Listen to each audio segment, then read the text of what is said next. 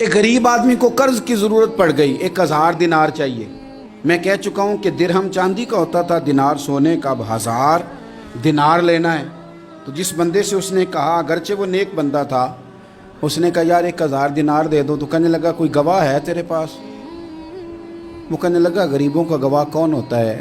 ہاں ایک گواہ ہے۔ کہا کون؟ کہا میرا رب، وہ تیرے اور میرے بیچ گواہ ہے۔ اس نے کہا کوئی کفیل، اگر تو پیسے نہ دے سکے تو وہ بعد میں دے دے، یا تجھے کچھ ہو جائے تو وہ دے دے۔ اس نے کہا کفیل بھی میرا اللہ ہی ہے، میرے پاس اگر ہے تو رب کریم کا نام ہے، اگر اعتماد کر سکتا ہے تو کر لے۔ بندہ نیک تھا، اس نے کہا رب کے نام پہ، رب کی کفالت پہ، اللہ کو گواہ بنا کے میں تیار ہوں تجھے 1000 دینے کو۔ اس نے 1000 دینار دے دیا۔ وقت واپسی کا طے ہو گیا، وہ چلا گیا پیسے لے کے۔ اس نے پوری محنت کی کہ میں نے وقت پہ پیسے لوٹانے، پوری محنت بھی کر لی، اللہ نے مدد بھی کر دی، پیسے بھی اس تاریخ کو اسے مل گئے۔ بعض لوگوں کا تو لوٹانے کا دل ہی نہیں نہ ہوتا۔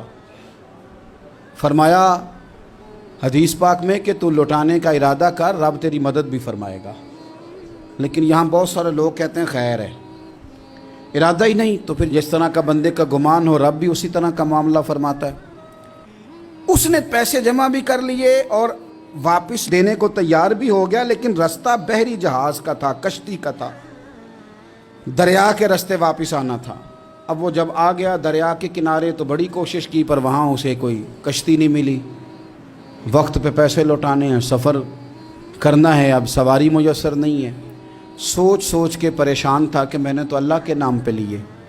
اچانک دل میں ایک تجویز آئی، اس نے ایک لکڑی لی، لکڑی کو اندر سے کھولا، 1000 دینار اس میں بھرا، بخاری پڑھ رہا ہوں، اور ساتھ ایک خط بھی لکھا کہ یار میں پیسے پہنچانا چاہتا تھا پر مجھے کوئی چیز نہیں ملی دریا کے اس پار آنے، اللہ کے نام پر تیری طرف روانہ کر رہا ہوں۔ اور یہ کہہ کہ وہ لکڑی دریا میں رکھ دی۔ وہ لکڑی ڈوب گئی ہے، واپس آ گیا۔ وہ جس نے پیسے لینے تھے وہ عین مقررہ وقت پر دریا کنارے آیا۔ صبح سے سر شام تک اس نے انتظار کیا۔ دل ڈھلنے لگا تو دل میں خیال آ گیا کہ یار نہیں، اس نے دینے ہی نہیں، جھوٹا وعدہ کر گیا، پہنچا ہی نہیں وقت پہ۔ اب جب واپس لوٹنے لگا تو اچانک دریا میں ایک لکڑی تیرتی ہوئی دکھائی دی۔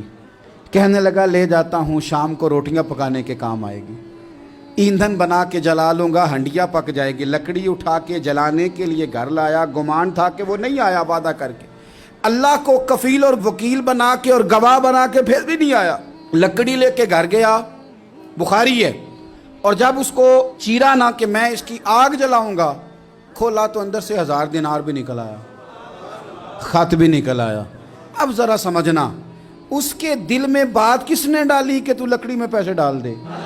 اللہ نے۔ اس بندے کو مقررہ وقت پہ کنارے بھیجا کس نے؟ لکڑی صرف اسی کے ہاتھ آئی تو یہ بندوبست کیا کس نے؟ اللہ نے۔ گھر جا کے چیری تو پیسے بحفاظت اس تک پہنچائے کس نے؟ تو پھر ہمیں بھی توجہ اللہ کی جانب ہی کرنی چاہیے، ہمارے پہ دل کی توجہ رب کی طرف ہی ہونی چاہیے نا۔ ہمیں ادھر ادھر جانے کی، دیکھنے کی، بندوں پر غور کرنے کی ضرورت کیا ہے؟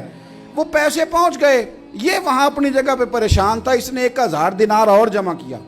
پھر دوبارہ ایک دن دریا کنارے آیا، کشتی مل گئی، بیٹھ کے اپنے اس بھائی کے پاس آیا، کہنے لگا دیکھنا مجھ پر بدگمان نہ ہونا، پیسے اس تاریخ کو بھی جمع کر لیے تھے، دریا پہ آیا تھا پر کشتی نہیں ملی تھی، پھر میں نے نا لکڑی میں ڈال کے خط ڈال کے تیری طرف بھیج بھی دیے تھے، لیکن آج میں پھر لے کے آ گیا ہوں۔ وہ کہنے لگا خوش ہو جا، جس رب کو تو نے میرا اور اپنا گواہ بنایا تھا اس رب نے میرے تک پہنچا بھی دیے ہیں۔